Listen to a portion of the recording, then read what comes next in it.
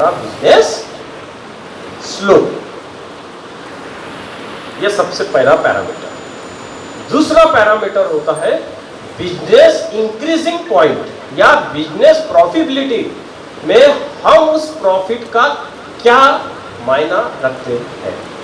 अब क्या मायना रखता है बोले तो आज मुझे मेरे बिजनेस से कितना पैसा देना चाहिए, ये मैंने उसका कैलकुलेशन किया था क्या मैंने कभी सोचा था क्या मैंने उस बिजनेस में कि मेरे को कितना प्रॉफिट आना चाहिए। अब प्रॉफिट कितना आना चाहिए ये जो बात होती है, ये जब हम स्टार्ट करते हैं तो ही हमको सोचना है, ना कि बिजनेस बड़ा होगा तो मुझे कितना प्रॉफिट आएगा।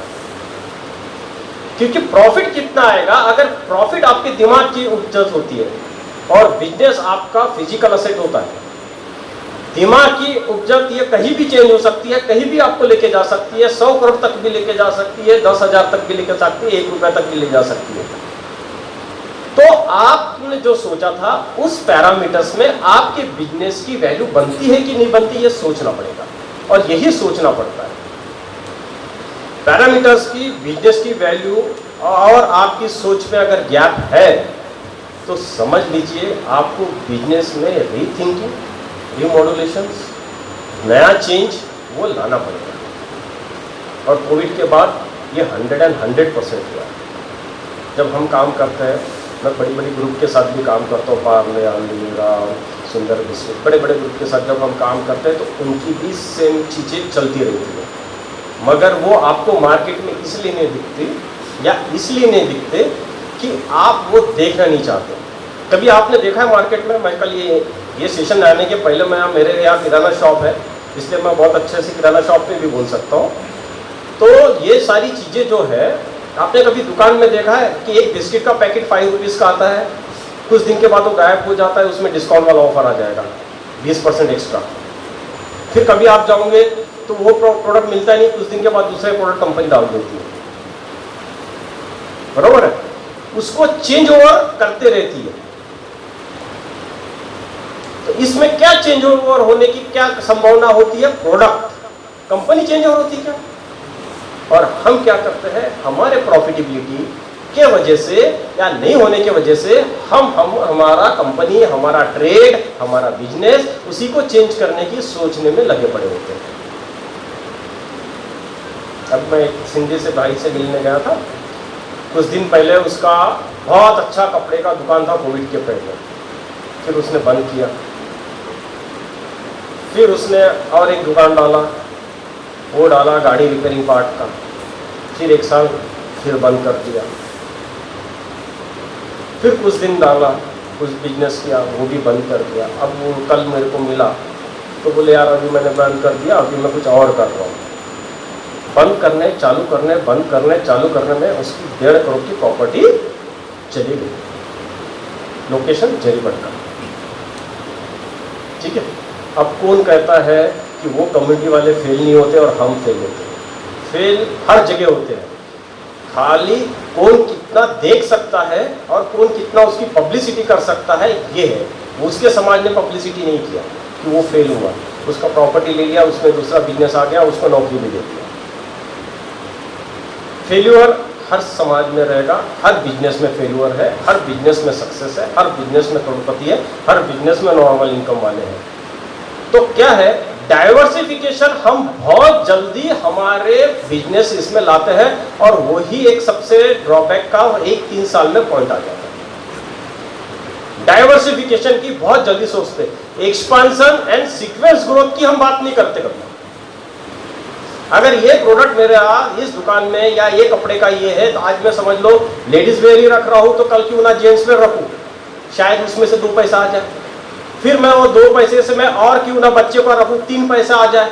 हम ऐसे पैसों को जमा करना नहीं सोच रहे। हम क्या सोच रहे, एक प्रोडक्ट लेके बैठे, एक किराना शॉप लेके बैठे, एक चीज लेके बैठे, ये खत्म कर दिया। क्यों नहीं हम एक किराना शॉप या एक कपड़े की दुकान में हम एक प्रोडक्ट होलसेल का डालने की सोचे, खाली एक ही सिंगल। ऐसा हम नहीं करते क्योंकि हम हमारे बिजनेस की एंटिटी में हम पैसा नहीं डालने की कोशिश करते। हम हमारे खुद के लिए उस बिजनेस से कितना पैसा निकाल लेंगे इसकी कोशिश करते हैं। इसलिए क्या हो रहा है, बिजनेस की ट्रेडिंग लाइन में ये डाउनफॉल है। अब ट्रेडिंग लाइन को और एक बिजनेस खा रहा है, वो है डिजिटल। जैसे कि अभी मैं सुन रहा हूँ डिजिटल मार्केटिंग, भैया हम ऑनलाइन में गए और ऑनलाइन में निकाल दिए, फिर मैंने ऐप्स बनाया, साहब मेरे ग्रुप में आओ, मेरे इसमें आओ। आपने एक चीज देखा है, उनका भी कितना बड़ा ड्रॉबैक है। शायद आप लोगों को किसी को नहीं दिख रहा होगा कि ऑनलाइन बिजनेस का इतना बड़ा ड्रॉबैक है। और अगर ऑनलाइन बिजनेस की अगर हम केस स्टडी करें तो जितनी भी बड़ी कंपनियां हैं वो करोड़ों के लॉस में है, करोड़ों के लॉस में है। आपको जो भी दिख रहा है वो वर्चुअल दिख रहा है, इसका फायदा आप लोग नहीं उठा पा रहे, या इसका फायदा भी कोई लोग नहीं उठा पा रहे जो बड़े बड़े भी बिजनेसमैन है, मगर उन्होंने उसका एक बहुत ही अच्छा तरीका निकाला है। आपको अभी एक चीज बताता हूँ, आपके यहाँ जो भी ऑनलाइन परचेस करते हो ना, पहले होता था शॉप में जो मिलेगा और ऑनलाइन में परचेस करनी, इसमें रेट डिफरेंस होता था, बरोबर, कि भैया ऑनलाइन में सस्ता मिल रहा है। मगर आज आप बड़ी अच्छे बिजनेस वालों के पास जाओगे तो उसकी भी दुकान में वही रेट में माल मिलता है। ऐसा क्यों? ऑनलाइन बल्क में माल उठाता है, डीमार्ट बल्क में माल उठाता है। डीमार्ट की अगर मैं marketing strategy, sorry business strategy अगर मैं कैलकुलेट करने जाऊंगा तो आपने, अगर किसी ने डीमार्ट की स्टडी किया है, थोड़ा सा एक पॉइंट पे बता सकता है कोई? डीमार्ट को किसने अच्छे से देखा है? डीमार्ट में कितने लोग गए? सब लोग गए, ठीक है। प्रोडक्ट सस्ता आता, बरोबर, हाँ हो ना, पर सस्ता है तो यही सोच के जा रहे ना अपन, ठीक है। यही लोग, उसने किससे फुटफॉल क्रिएट करवाया? प्रोडक्ट सस्ता है। और मैंने क्या बोला था, 1200 के लिस्ट में वो बच्चे का डायपर भी बेच रहा है, बेच रहा है कि नहीं बेच रहा है? तो उसने लाइन ऑफ सीक्वेंस क्या बढ़ा दिया? प्रोडक्ट की लाइन ऑफ सीक्वेंस बढ़ा दिया, ठीक है। अब सस्ते के वजह से आप उसके पाव वहां तक गए आपके, ठीक है। और क्या हुआ अभी? हाँ, किस लोगों ने अपने घर का 100 रुपया तो भी बचाया डीमार्ट में जाके? हाँ, नहीं बता ना मुझे, बचा है क्या? अब मेरा एग्जाम्पल, घर का एग्जाम्पल खुद देता हूँ। मेरी बीवी और मेरी बड़ी बच्ची एक दिन बोले हम शॉपिंग को जा रहे हैं, मुझे लगा जा रहे होंगे, गए डीमार्ट, ठीक है। उसी एरिया में मैं भी जा रहा था, मेरा भी एक प्रोग्राम था, ठीक है, वो वर्धमान नगर में, उसी एरिया, मुझे मालूम नहीं था वहाँ डीमार्ट है। वहां से मेरे को फोन है, हम दोनों अलग अलग गाड़ियों से गए। मुझे भी 500 का पेट्रोल लगा, मिसेस को भी 500 का पेट्रोल लगा, बिल्कुल 1000 रुपीज। फिर वहां जाके उन्होंने सब कुछ सामान लिया, 2000 का, वापस आ गए, ठीक है।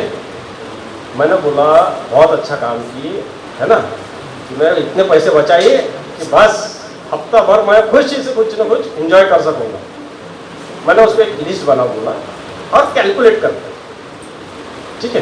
क्या हुआ, डीमार्ट ने उसको कैसे फुटफॉल के लिए अटैक किया और डीमार्ट ने उसको क्या थमा दिया? डीमार्ट ने उसको 5 मेरी बच्ची की शैम्पू की बोतल बड़ी बड़ी थमा दी, ठीक है। अब डीमार्ट ने क्या किया, 5 बड़ी शैम्पू की बड़ी बोतल थमा दी। मैंने बोला बड़ी क्यों ली, छोटी छोटी लेना था ना, पैसे बच गए रहते। अरे नहीं, बोले यही साइज की थी, इससे और थोड़ी छोटी थी बस, और रेट में ज्यादा डिफरेंस नहीं था। अरे उसने वॉल्यूम बेस्ड बिजनेस किया, तेरी नीड नहीं थी वो लेने की। आज की तेरी नीड थी कि एक हफ्ते में, एक महीने में इतना मेरे बच्चे को शैम्पू लगता 200 ml, तू तो 500 ml की लाई। अब मुझे बताओ, अगर मैंने कैलकुलेट किया तो डीमार्ट वाले ने 1 रुपए की चीज बेचना छोड़ के कितने रुपए की चीज बेच दिया? सीधा सीधा समझ लो 500 ml की चीज बेच लिया। 5 मेरी बीबी जैसे 5 कस्टमर का माल एक ही कस्टमर को दे दिया। ये है पॉलिसी, ये है उनका। ये हमको लगता है डीमार्ट सस्ता दे रहा, मगर ये डीमार्ट सस्ता नहीं देता। डीमार्ट आपको बल्क में प्रोडक्ट देने की कोशिश करता है। छोटे छोटे प्रोडक्ट पे किसी को भी मार्जिन सही की रहेगी, क्योंकि इंफ्रास्ट्रक्चर कॉस्ट, ट्रांसपोर्टेशन कॉस्ट, बाकी के टैक्सेशन छोटे प्रोडक्ट में उतने ही लगेंगे, बड़े प्रोडक्ट में उतने ही हो जाएंगे। तो क्या किया उसने, फुटफॉल कैसे बढ़ाया? आपको बड़ा बताया कि सारा सस्ते में है, बड़े प्रोडक्ट में अगर मैं बड़ा कंपनी से माल भी ले लूंगा तो भी मैं डिस्काउंट में दे दूंगा। As I am the manufacturer, अगर मुझे बोला किसी ने 500 टन माल दे दो तो मैंने 500 टन माल दे दिया भैया, उसमें से मेरे को 10% मिल रहा था, तो एक दिन में अगर मेरे को 10 दिन में 10% मिल रहा, उससे अच्छा एक दिन में 2% मिला तो भी काम खत्म। ये बिजनेस की लॉजिक है और यही एप्लीकेबल भी आपके छोटे बिजनेस में भी होते हैं, मगर समझने की जरूरत होती है किस प्रोडक्ट को मेरे को ऊपर उठा के कस्टमर को बुलाना है और किस प्रोडक्ट को हमको रेट में देके उनको रेट कैलकुलेशन में नीचे बुलाना है, या किस प्रोडक्ट को मुझे हिडन करके बाद में कस्टमर को थमाना है। अब और ट्रेड की विजन, ट्रेडिंग वाले सभी लोगों में मैन्युफैक्चरर कोई है, मैन्युफैक्चरर एक ही जन है। ट्रेडिंग में तो ट्रेडिंग की और बात, कभी आप किराना यहाँ गए पेंट वाली, जहाँ पेंट मिलता है बहुत सारा हार्डवेयर आइटम्स, बरोबर है? हार्डवेयर आइटम की कभी आपने स्टडी किया? नहीं किया। पट्टी का नाम सुना है कभी? पट्टी, किराना दुकान में जाते पट्टी बनती है, पट्टी बोले तो सामानों की लिस्ट बनाती है, कभी देखा है आप लोगों ने? बरोबर। आपने कभी कपड़ों की दुकान में जाते देखा है कि वो जो दिखाने वाला बंदा होता है वो पहले कौन सी चीज दिखाता है और डिस्प्ले में कौन सी चीज दिखाता है? कभी देखा है इसका? बहुत अच्छे से विश्लेषण किया है। कितने लोग जो डिस्प्ले में रहता है उसमें से प्रोडक्ट खरीदते हैं? 1-2 पूरे इसमें खरीदते। जनरली अपन डिस्प्ले पे रहता है, वो बोलते कि वो दे दो करके, मेरे को डिस्प्ले में है। अपन ऐसे कभी बोलते कि ये डिस्प्ले में लगाए दे दो? बहुत कम, 100 में से 1 कस्टमर बोलता होगा। ठीक है, तो क्या हो गया? डिस्प्ले में रहने वाली चीज, अंदर का सेल्समैन बताने वाला चीज और आपने खरीदने वाली चीज में जमीन आसमान का फर्क होता है। ये बिजनेस स्ट्रेटेजी होती है। ये आपको कस्टमर बिहेवियर से समझना पड़ता है या आपका जो बिजनेस का नेचर है उससे समझना होता है। मैं जितने भी पिक्चर बता रहा हूँ इसमें बिजनेस है, आप कहीं नहीं दिख रहे हो, यानी जो बिजनेस आदमी करता है वो कहीं नहीं है, ये बिजनेस की नीड है, ये जो आप परफॉर्म नहीं करते। तो क्या हो गया? अभी आपने पट्टी की बात किया, तो अब आप पट्टी का बात बताता हूं मैं। आप पेंट, किराना वाली कहीं में भी चले जाओ, बरोबर है, कहीं में भी जाओ, आप जब घर में वो पट्टी लेके आओगे तो आप टोटल मारोगे तो आपके घर के बाजू वाले किराने में भी वही रेट था और आपके दुकान में भी वही रेट था। अब एग्जाम्पल क्या हो जाता है, जब हम कोई भी शॉप में जाते हैं तो हम पहले कौन सी चीज पूछते हैं? जो बेसिक नीड आप दिमाग से लेके जाते हो कि मेरे को ये चीज खरीदना है, आप कैलकुलेशन किसका करते हैं? उसी चीज का करते हैं। शक्कर कितनी? 28, 30, 40 जो भी रुपए, मेरे को पता नहीं, दुकान है मेरे यहाँ तो भी मुझे पता नहीं है कि जो भी रेट पे होगी तो हम उसका रेट पूछेंगे, चाय पत्ती का रेट पूछेंगे। ठीक है, फिर हम क्या करेंगे और एक आधी दाल का रेट पूछ लेंगे और फिर घिस घिस कुछ दुकानदार से करके हम चावल का रेट पूछ लेंगे, फिर उसमें भी 1-2 क्वालिटी पूछ लेंगे। आपको ऐसे देखने से काहे की क्वालिटी पता चल गई? ठीक है, और आपने कितने आइटम पूछे? 4 आइटम पूछे, चारों भी मैंने 1-1 रुपया कम करके आपको रेट दे दिया। आपको क्या लगा? मेरे दुकान में माल सस्ता है। ठीक है, फिर क्या हो गया? आपने एक सामान बढ़ाते गए। कस्टमर क्या बोलता? और चीज क्या चाहिए साहब? दुकानदार पूछता और क्या चाहिए? ये भी है, वो भी है, ये भी है। फिर वो अपने रेट्स लगाते रहता है।